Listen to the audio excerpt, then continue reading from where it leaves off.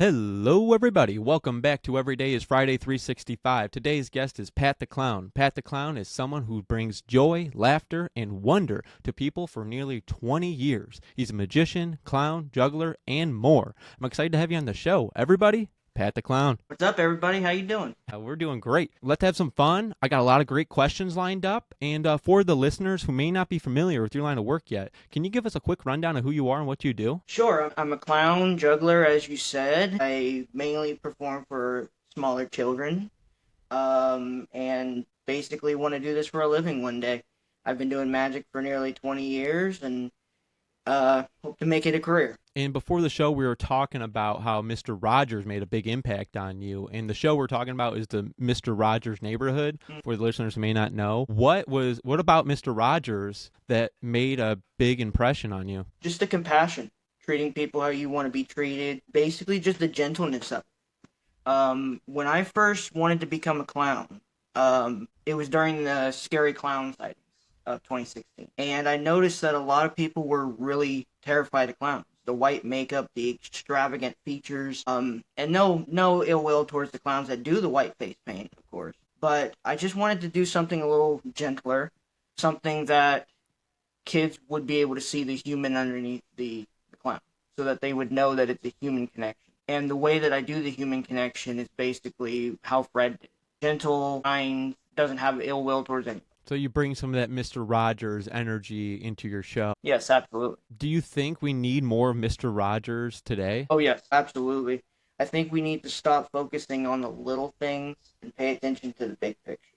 Instead of cherry picking about what you don't like about a person, such as their beliefs of any kind, you should just look at the person. Do they treat you how they want to be treated?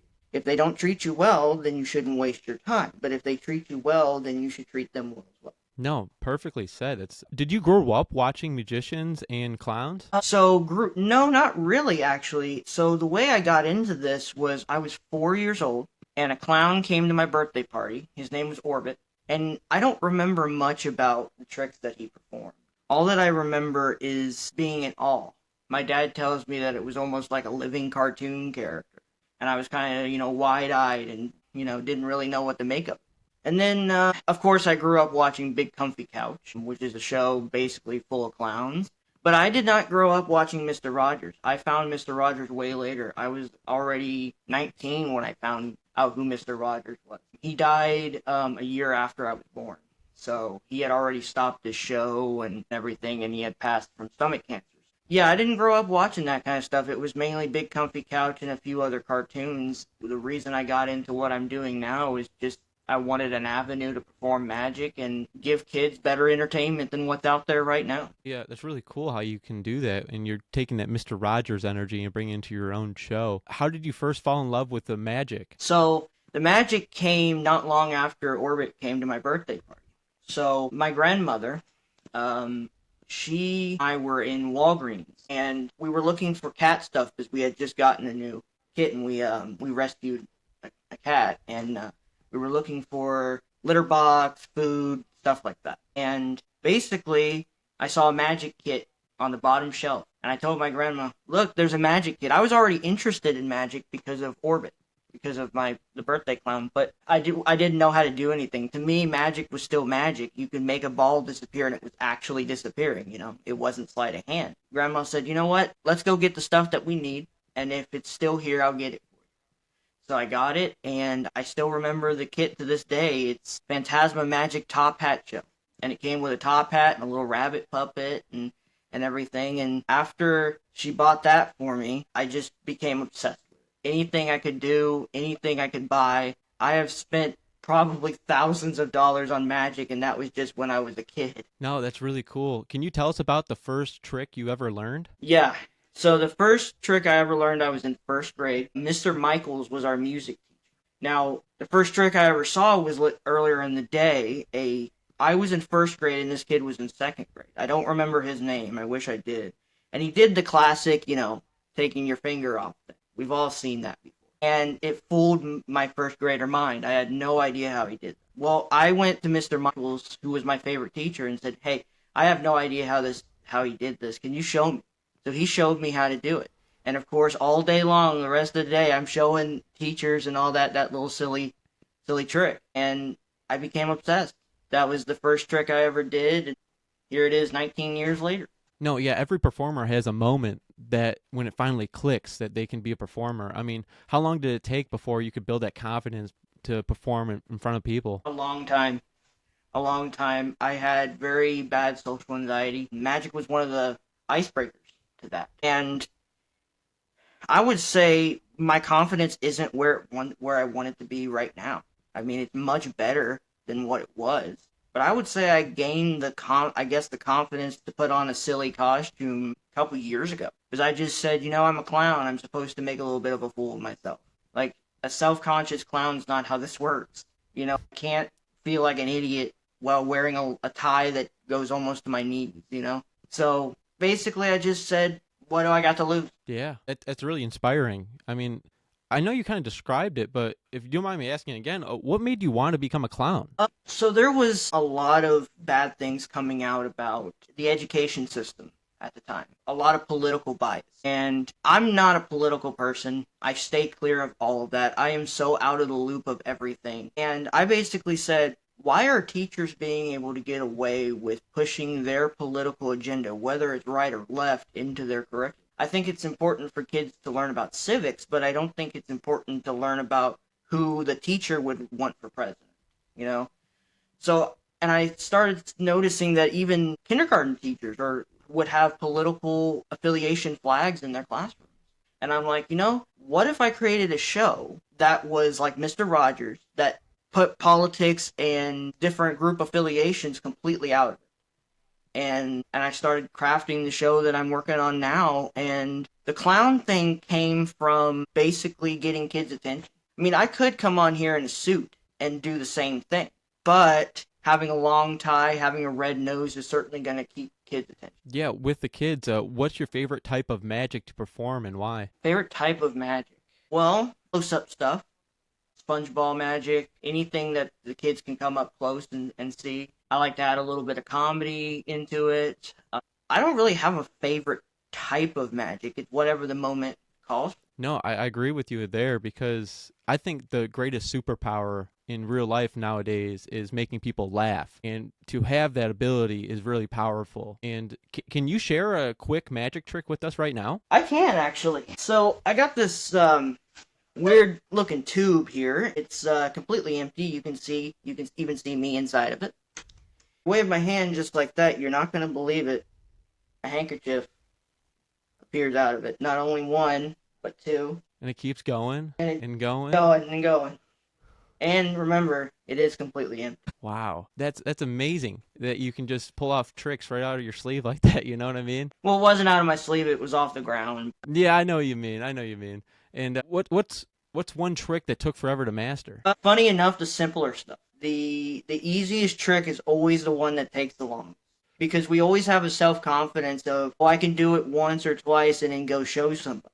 But of course, the first time you show it, it messes up. It's like, hold on, and you have to fix it. So there have been tricks that are basically self-working that I've been working on for years, and I'm still not confident enough to show people. I watch your Instagram all the time, and I see the one about you. I saw the one recently, you eating an Oreo and then bringing it back. That was an amazing trick in itself right there. Thank you very much. What's a trick that always gets a big reaction for you? The biggest reaction, so there was a trick that I filmed maybe a month or two ago. It's really early in my Instagram, where there's a bag, and you show the bag empty, and you produce boxes of flowers from an empty bag. And that was the video that I've gotten the most reaction from. I think that was actually the first reel that actually did pretty well. I would say that one gets the biggest reactions, but honestly, the reactions isn't what drives me to do this. It's the connection. If I could do some silly trick and make them giggle, like an example, there was one that I did where I had a rubber chicken hanging out of my overalls. And it's obviously there. And there's a bag with a hole in it. And I reach in and reach around and obviously pull the rubber chicken out. Now, if you were to look at that as a magic stance, that's the silliest trick in the world. But if you look at it from my perspective, that makes them laugh. That's the key, the connection. Yeah, how do people usually react when they see you as a clown magician combo? Well, here's the thing about it. clowns have been doing magic forever. But my stance on it is, what if I actually was a good magician? What if I actually had been doing this a long time and was good at it? And usually they look past the clown thing. I can't tell you how many comments on my other social medias I've gotten where it's like, oh, that's a great trick or whatever. They don't even mention the fact that I'm a clown. It's helped me because, like I said, clowns aren't looked in the best light right now. And with the 2016 clown sightings and, all the other stuff, they're not looked at as very well. So the way that I do it is just basically be good at magic, so they kind of ignore that I'm a clown. No, it's a good way to look at it. It's really interesting. There's a lot of famous clowns. I mean, from Ronald McDonald to Bozo the Clown, my dad was saying yesterday was the most famous clown he knew of. And do you have any clowns that you've looked up to? So many. So there are, of course, the silent movie clowns like Buster Keaton, Charlie Chaplin, all those famous silent movie clowns. Like you said, Bozo the Clown is a great example. There's a clown right now called Priscilla Mooseburger, which I bought most of my clown stuff from. Former Ringling Brothers clown. A friend of mine, Boswick the Clown, who's on YouTube as well. He's a clown that I look up to. There's so many clowns in the current community, even like I'm a member of Gator Clowns out of Jacksonville, Florida, and there's several clowns in there, Shorty the Clown, and a few others that I can't think of right off the top of my head that I look up to because they've been doing it longer than I have, and I get a lot of tips and tricks from them. There's so many I can't even count. This video would be an hour long if I could name everything. Well, it's so cool that you're a magician and a clown. So, like, if a trick goes wrong, you can always just be like, it's funny, it's a clown, Yes, exactly. It's kind of a scapegoat for me because the clowning is the only art form where you can come on stage, slip and fall, and it becomes a better show. Like, if you're a musician and you walk out on stage with a guitar and you slip and fall, it's going to be hard to recover from that. But if you slip and fall as a clown, it suddenly became a better show. Or if you're making something appear and it falls out of your overalls or out of your costume, it's a better show. Clowning is the only thing you can actually pray that something goes wrong. Yeah, what do you do when a trick goes wrong? Just go with it. Because I promise you, kids love the idea of performers in trouble. When they see a performer, they see it as an adult. And when you're a child, adults can make no mistakes. When you look at your father as a superhero when you're a kid, because he can do no wrong. But then as you get older and you learn that adults make mistakes, kids need to learn that very early on, that adults are not perfect. Neither are they. Nobody's perfect. And so if something goes wrong, just wing it. Just like, oops, oh well, And kids can see that you made a mistake, and it's okay to make mistakes. It seems like great performers always have a way to turn it around. Absolutely. Very important. But as a clown, you don't really have to turn it around. It makes you look like an idiot. Well, that's the point. My favorite thing to say is that you can't insult a clown, because someone could say you look like an idiot. It's like, well, thank you, I tried. It's like almost like a compliment. You insult somebody's appearance as a clown, it's like, oh, thank you. Yeah, how do you come up with new tricks or routines? Do you have any new tricks that you could show us? I don't have any on me right now, but how I come up with them, I basically go on a magic shop and hit buy. That's my secret method. I buy most of my stuff.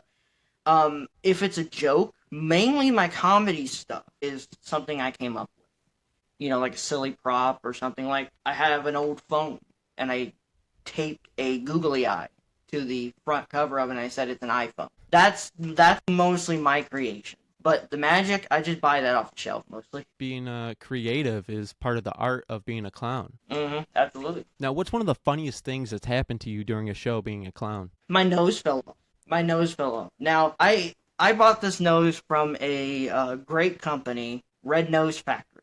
They have a clip on the inside of them, kind of like one of those pop-in rings that you, like a septum ring kind of thing. But sometimes when I put my glasses on, which I have right here, excuse me a moment, you put the glasses on. When you have these glasses on, it pushes down on my nose. And if I have my hat too far down, and it popped my nose off, and it fell on the ground. How you recover from that, me personally, I looked down and said, looks like my nose is running. Now, that I just thought of that. But it's not easy to recover from. That was probably the funniest one.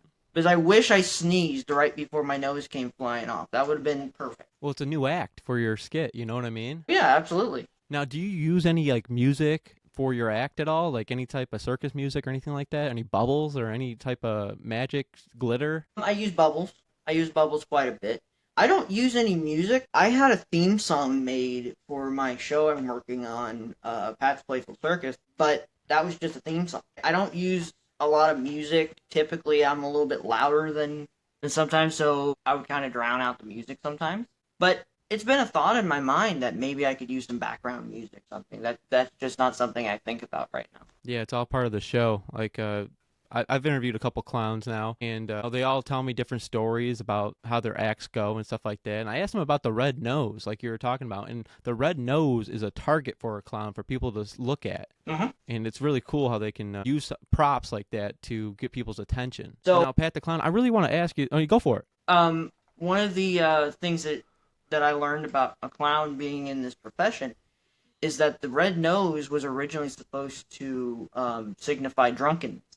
Had the fair share of beverages. Their nose will turn red. Sometimes their cheeks will flush a little bit, and that was the original design for the red nose, as far as I understand. And then later it became like different clowns have different color noses now, and it's updated since then. But originally the red nose was unpredictable, being unpredictable. It almost seems like the clown community is not growing as much as it used to be. They used to be a lot bigger back in the day, and now they're kind of, because of the scary movies and everything else. Pat the Clown, I really want to ask you this for the listeners that may want to be a clown. What does being a clown mean to you? That's a great question. Being a clown is the most freeing art form in the world. You're not held back by anything. If you want to wear something silly, if you want to wear a duck outfit, you can do that as a clown. It doesn't matter what you wear. It doesn't matter who you are and what your past is. Being a clown is the most freeing thing. And to me, this is just an outfit. Some people put on extravagant characters and they pretend to be somebody else, kind of like Bozo or Ronald McDonald. But this is me. Honestly, I feel more comfortable in this outfit than I do as my normal self because I can be goofy. Think about it like this. If I was to walk in my normal clothes into a grocery store and I knocked something off the shelf, most likely nobody's going to laugh. They're going to go, he's either had too many drinks or, he's a klutz. If I walked in dressed like this and I knocked something over, that might get a lot more laughs than it would in my normal street clothes. I'm a lot more freer this way. So to me, being a clown means just being yourself. How hard is it to be a clown? That's all up to the person who's trying to be a clown. I mean, you can make it overcomplicated. For me, that's what I did. I had to do magic for years before I became a clown. I made it really overcomplicated for myself. But it's not complicated at all. It's like you find something that you find funny about yourself, make it over dramatic, and be goofy. It's really not that challenging. Now, of course, juggling and all these other things are tools that a clown has in their tool bag. But the clown is you. That you are the clown. If you can juggle, that's great. But I know many clowns that can't juggle. There are clowns that do magic like myself, and then there are clowns that can't do magic. And that's fine. That's the great thing about being a clown. Yeah, so it's pretty cool that you have that in your tool bag you can juggle. Do you have anything you can juggle around you right now? If we can pause the recording, I can grab something. Sure. Yeah, I'll go grab some juggling stuff. All right, I'm back. All right. You ready? Can you juggle as I ask you a question? I can try, Okay. I might have to duck out a screen here and pick some things up. Now, Pat the Clown, what is the most important thing a clown should do in every show? Make a connection with the audience. That's the most important thing. If you don't have a connection to the audience and they don't care about you, that's the worst predicament to be in. So I would say the number one thing is go out and have a great time and make a connection with your audience no matter what you're doing. Now, how do you make kids feel happy when you're doing your performance and have them, be part of the show? Audience participation is a big one. Bring the kid up on stage, make them feel special. Because I can promise you this, all kids want to be heard. All kids want to be treated as a normal human. Some of them don't like being babied. I mean, it's probably, I'm not saying 3-year-olds don't want to be babied, but I'm saying older kids, 7, 8, 9. Because at that age, kids are starting to think they're adults anyway. So treat them as if they're a normal person. Hear what they have to say. Even if it's the most outlandish things, like Little girl tells you that she caught a fairy. Now, obviously, I'm not going to say fairies aren't real, but I'm just, you're not going to take that as serious. But you still want to make eye contact with them and hear them out and actually listen. Because sometimes when a kid tells you something silly like that, there's something meaningful behind Yeah. it. Being a clown is very childlike. There's a clown that I follow on here, absolutely incredible. Her name is Daisy the Clown. And Daisy made this comment, did a post, and her caption said she was performing at a playground, and a little girl came up to her and said, Mrs. Clown, why don't you have fun like we do? And that really hit her because it's like she was standing around doing balloon animals and stuff at the playground. But all the other kids were running around and swinging on a swing set and going down the slide. And she learned, if you want to be around children, have fun like the children do. And it's easy connection. Yeah.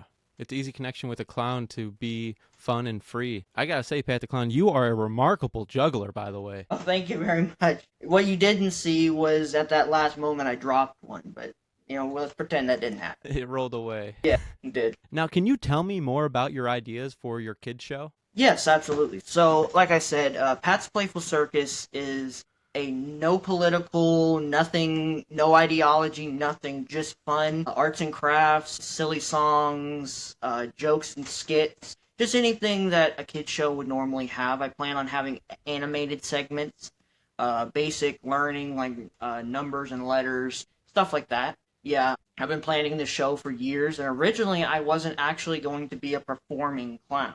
I wanted to be like a TV clown or a kid show clown like Bozo was back in the 50s. But it slowly became that I slowly realized that being a clown, you got to go out and do events and make appearances. That's the way you get your name out there. And if someone sees your fun and they see what you can do, most likely they're going to check you out on other social media, including YouTube. Yeah, that's exactly how I found you. I found you on social media, on Instagram. I saw your page. Everyone go check out his page in the description down below. And you were inspired by Mr. Rogers. Why do you think the show that you want to make should be fun and educational? Well, yeah, it's inspired by Mr. Rogers in the sense that every kid is loved and I like you just the way that you are. There's nobody in the world like you. That's the whole premise of the show. But I also think that the pace that Mr. Rogers' show was at, it's a good way to go to sleep, nowadays. Back then it had the kids' attention, but because we have reels and we have different, TikTok and all that stuff, kids' attention spans are a lot smaller now. So it needs to be a little higher energy. It needs to be more funny and exciting to keep kids' attention. But the whole premise of the show is I don't care who you are, what you identify as, or anything else, you're everything that matters. Okay, so what topics would you be teaching the kids about? Basic numbers, letters, basic speech stuff like that, basic education stuff. I plan on doing some courses in early childhood learning and stuff to get better at that. But yeah, at the moment it's basic stuff that you could learn in a kindergarten class. The only difference is the kindergarten teacher is not a clown. That's really cool. What's one of the most unexpected reactions you ever gotten from being a clown? Unexpected. I've had people get mad at me for doing a magic trick. And I know that sounds incredibly strange, but some people just don't like being fooled. Especially if you do something that looks insane. Some people get mad at you or frustrated that they couldn't see what you did. So yeah, I've had that. That's mainly unexpected, where people get mad at me. But mostly it's like, wow, that's really cool, or that's amazing, or whatever. But the most unexpected ones is when somebody gets in my face and goes, "You tell me how you did that, right?" It's magic. It's magic, is right. That's how it's done. Yeah, absolutely. I mean, there's a lot of different people out there in this world, and they're all going through something. I know that, and it's tough out there to perform. I'll tell you that much. I give you great props to doing what you do. Oh, well, thank you very much.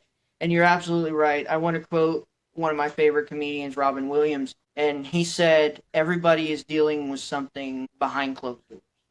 That's not the exact quote, but I'm paraphrasing. Be kind always, because you never know what someone's dealing with, and it's a very important thing to note. Yeah, that makes a lot of sense. Everyone's hurting on the inside a little bit. Mm-hmm. Now, what's one of your favorite clown moments of all time that you've had? Clown moment. One of those moments you're just clowning around. Yeah, some of the best moments happens when you're not even realizing. kind of a retrospective perspective kind of thing, where you're performing and then you realize that, oh my gosh, like this really affected me. So one of the social media platforms that I get the most interaction on is Reddit. I post on Reddit constantly, and I get comments all the time saying, you made me smile, you made me laugh. Now, when I'm recording these videos with the background that I have behind me, I'm not thinking that it's going to affect somebody. Honestly, how I'm feeling is, man, I hope people like it. Because as confident as I am as a clown, I still have that little voice in my head going, this ain't very good. You're, not very good at what you do. And then I get these comments like, man, you made me smile, you made me laugh, or, I've gotten several comments saying that, we love seeing your cute clown face all the time. Like that just, in retrospective, that makes me feel incredible, and it keeps me going. I'm right there with you. I have the same reaction from people that I've impacted people's lives on this podcast. It's really cool how you can influence someone and make an impact on their life. And even if you're making them laugh or just helping people out through whatever they're going through. And what keeps you going through hard days for being a clown? There have been days where I don't want to put on this outfit. Certainly, we've all had those days. I'm sure you've had moments where you don't want to, put on the headphones and do a podcast. What keeps me going is the fact that I make people smile. I don't care about laugh. Now, if I can make someone laugh, that's great. That's a plus. Smile and feel good, because there's 8 muscles in your face that makes you frown. You actually have to be considering to frown. It's much easier to smile, and it's much healthier to smile. So when you can make somebody smile, let's say somebody is going through something extremely rough, if you can make someone smile, that's golden. Even if it's just a compliment. That is 100% true. I always tell people every time you smile, no matter what, will always make you happier. With that being said, what advice would you give to someone who wants to make people smile for a living? I think the number one thing that I would say is be true to yourself, and the people who like you are going to smile at you. And I know it's ironic coming from somebody who's wearing, a red nose on his face or like a costume, but I promise you, be authentic. If you can be yourself and make people smile, that's a gift that not many people have. So if you want to make people smile for a living, just be authentic. And I promise you, the people who like you for you are going to enjoy what you have to say. I do think making people laugh and smile is the ultimate superpower. Mm-hmm. Absolutely. I've noticed that when you make someone laugh, they trust you. Like you have that serious friend all the time that never laughs at anything, and you always wonder what's going on in their mind, because they're not laughing at anything. But when you make someone laugh and they loosen up, they're not on edge all the time. They're not in defensive mode. And unfortunately, a lot of people are in situations where they have to be in defensive mode all the time. That's why I'm here, to try to loosen that a little. Yeah. Which one of your biggest goals that you for the next year you want to hit, being a clown and doing everything your show and everything you're going towards? So my goal for a year is to do more events, volunteer stuff. Volunteering is my main thing. I love the idea of volunteering. I want to make a living at this, but there are other ways to make money at this. I would rather go out and make a child smile for free than charge them anything. That's just my thing. So I want to do more events. I want to get to a point where I can sell merchandise and stuff to keep being able to get props. But like I said, money isn't the main thing. But I do want to launch my show by a year. I do want to get that up and going. I know it's not going to be perfect right off the bat, but you got to just keep being consistent. So I would say, to sum it up, become a better clown, perform at events and volunteer work, and launching my children. No, I'm looking forward to see what you can do in the future. And everyone, his stuff will be in the description down below. Go check out his page. And I want to ask you, what is something people misunderstand about clowns? Another great question. What people misunderstand about clowns is we're human. That's what people misunderstand the most. Because when clowns put on all that makeup and those extravagant costumes, and they're acting like a living cartoon character, they're acting like nobody you've ever seen before, people seem to forget that we're human. And it goes the same for mascot performers, people who are in those big costumes. I've heard stories where it's like, you have no idea what these people say and think that nobody else can hear them because they forget that there's a human inside the costume. Same as people forget that there's a human behind everything. So I would say that that is something that we need to remember, that there is a human behind there, and all he's trying to do is make you laugh and make you. Yeah, a lot of people forget about that. That's Yeah, clowns are humans too. I've seen a lot of sports athletes get a lot of hate on other courts they go to, like basketball, for example. Like LeBron James going to another facility. Let's say you go to this say he goes to the Garden, okay, and all those fans there are just talking bad to him, and just sometimes you get stuff thrown at him, and people got to remember he's a human too. oh yeah. He's a super athlete, Mhm. but he's a human too. I mean, you're screaming at him like you shouldn't do that. He's human. Absolutely, Same thing with clowns. Clowns are humans too. absolutely. And another thing is celebrities. People who live in LA and these places where celebrities are all the time. I mean, I imagine what the kind of stuff they have to put up with, especially if you're a person like The Rock or someone who's insanely popular. They have to deal with people treating them as if they're a servant. Like, hey, can we take a picture? No, I'm out with my family. Like, Yeah. especially if you get that famous, like Michael Jackson, for an example. He couldn't go anywhere because people were treating him as if he was, I guess in Michael's case, more than human, but they weren't treating him like a human. They were treating him as if he owed them. Yeah, we all have to remember clowns are humans. Everyone's just a human. Treat them with respect and treat them how you would want to be treated at the end of the day. My favorite And thing is treat him how you would treat your mother. I love that. My dad told me, he goes, only post things if your grandmother would approve of it. I was like, okay, There you go. that's a good quote. And Pat the Clown, all right, this is now the Friday mindset part of the show. I want to dig into your journey, your mindset, and the moments that shaped you. What's one truth about life you wish more people understood? One truth that people understood about that life is short. Life is short. There's only 365 days in a year. That's not much. And especially how fast the year's been going lately, there's not much time. Instead of sitting around in your house and being anxious about something that you got to do, whether it's, for me, like a podcast, or someone's anxious because they got invited to do some special thing, instead of letting your nerves control you and you cancel it and you don't get to do that opportunity, think, my life is short. I may never get this opportunity again. Take a deep breath and go for it. Life is short. You only get so many summers in a lifetime, and you have to be grateful for everything you have. And another thing is be grateful for the things that you lost through the way. What I mean by that is, grateful for the time you got to spend with your pet or your family member who are no longer with us. Be grateful for everything.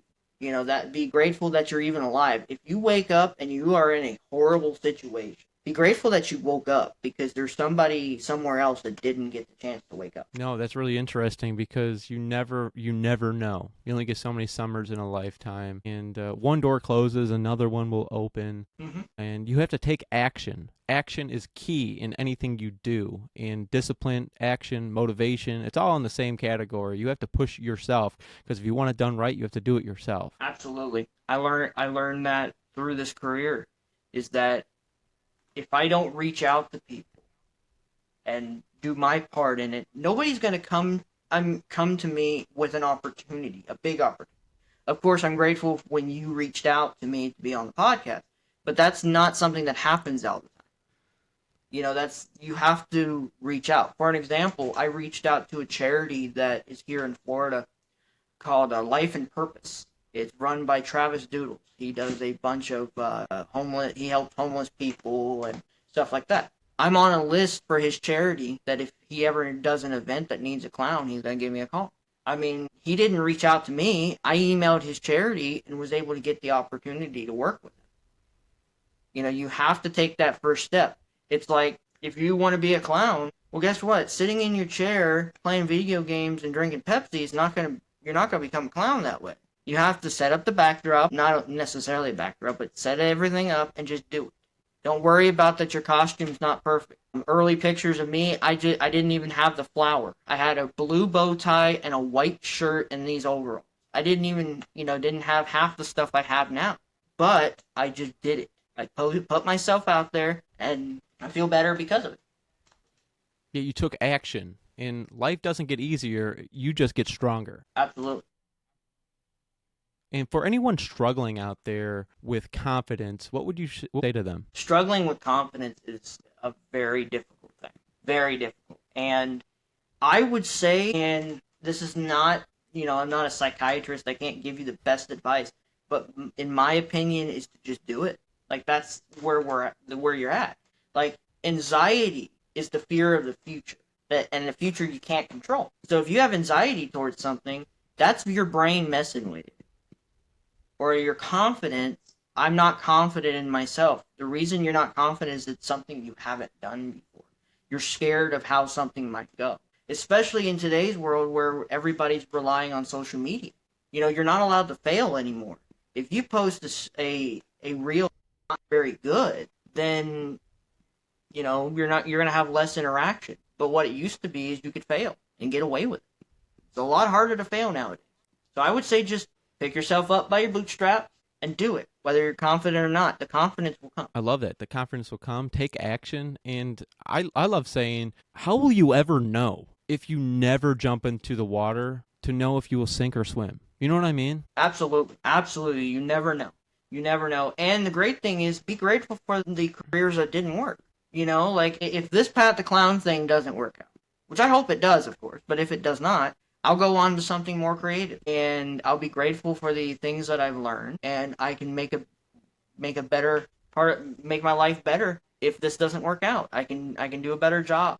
Figure out where it went wrong and fix it. Yeah, you didn't lose, you learned. And every time you grow, you're growing, many ways. Because if it doesn't work out, it doesn't work out, but you've learned along the way. And it's about the journey, not the destination, but the personal development throughout the journey. And that's what it's all about. Absolutely. I gotta pause real quick so I can go get my phone charger. My phone's about to die. So Okay, cool. I'll be right back.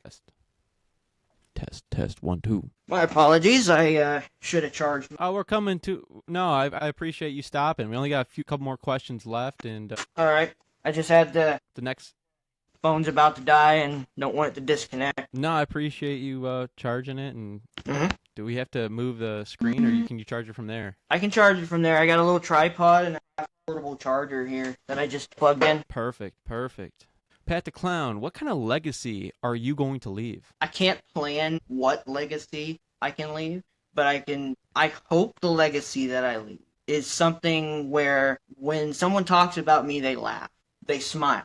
I don't want nobody in 100 years looking at me and going, man, that guy was pathetic. That guy was this, that guy was that. Or, my grandmother interacted with him and he was full of himself and all that. No, don't get me wrong, I don't want the Fred Rogers legacy. I don't want to steal his legacy, but I do want a similar legacy. I want people to say he was there when I needed to laugh. He was there when I needed a pick-me-up. And when I met him, he was kind. He was considerate, supportive of what I wanted to do. Just basically a good legacy. Someone they look back and smile. I don't want nobody to look back on me and say, yeah, he was an expletive, No, I love that definition. It kind of reminds me of my brother talking to me yesterday, and he was talking about, hey, what do you want? And I go, it's not what I want. I don't think about it that way. I haven't gotten it yet. Mm-hmm. It's a totally mindset shift I have to have on my whole reality because it's a totally different mindset shift. Mm-hmm. Your mindset. So I appreciate you sharing that. Mindset is extremely important. That's the most important out of everything. If you don't have a mindset to be able to do what you want to do, you're not going to achieve it. It's simple. My mindset for this is I enjoy clowning, so it's easier. It's easier for me to be able to say, hey, I'm going to go get in a costume and film something silly. It's easy for me to do that. But, my heart is with the people who get up every morning and have a job that they don't like. I have no idea what kind of mindset you have to go to a job you hate. Yeah. You got to do what you love. And even if you're not doing what you love, try to find some time to do what you love because you only get so many summers in a lifetime, like we were saying. And you gotta live in the moment and try to embrace the creativity as much as possible. There's a great saying that I've heard before, and I can't think of it right now because I had a brain fart moment. I'll think of it at the weirdest time. I'll be laying in bed tonight looking at the ceiling fan and go, I got it. Dang it. You can cut. And now, Pat, the show is called Every Day is Friday, and Friday has a special energy, whether it's freedom, excitement, or just feeling of accomplishment after a long week. I want to hear from you, Pat the Clown. What does Friday mean to you? Friday is almost like a rebirth where you worked hard all week, whether doing a job that you can't wait to get home to go do something else, or you're doing what you love, and not many people are blessed that they can say that.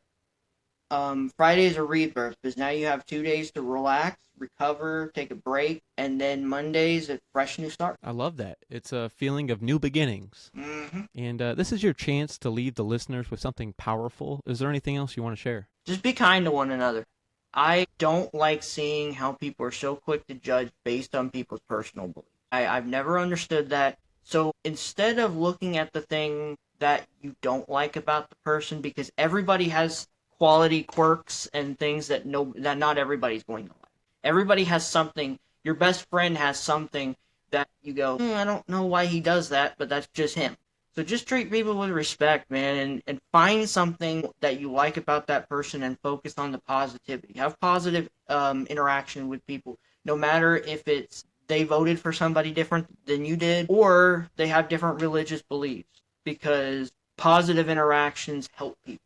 So just what I want to leave people, the listeners with, is just be kind, be nice to people. Like Robin Williams said, you never know what people are going through, and just a hello or holding the door for somebody can literally save their life. Yeah, being kind and respectful to people because you never know what they're going through. That's a great takeaway. I appreciate you sharing that, and all your information will be in the description down below. And I want to make sure that people know where to find you and support your work. Where can people follow and support? Instagram at Pat.the.clown, because Pat_the_clown was taken. Reddit, you can find me at Pat_the_clown. TikTok, you can find me Pat the Clown, one word. I'm on pretty much everything, so just do some hunting. I'm not that hard to find. And all his information will be in the description down below. All the listeners, please go out there and support Pat the Clown. He's doing great work out there, and I know a lot of listeners got a lot of value out of this, and it's been an awesome conversation, Pat the Clown. I appreciate you being here.